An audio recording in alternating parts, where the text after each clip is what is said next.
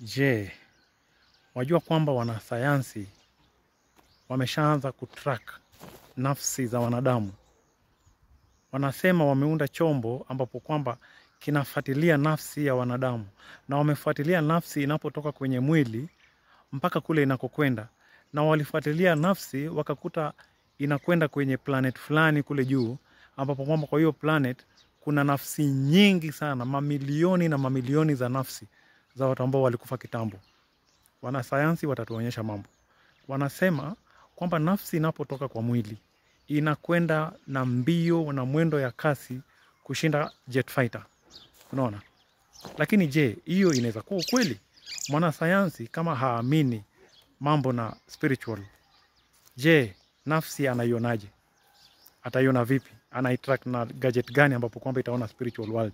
Kama wanaweza ona nafsi na hizo magadget, si wataona mpaka demons, mpaka angels na hizo magadget zao? Mambo kama hayo mpaka mjichunge pia. Naam.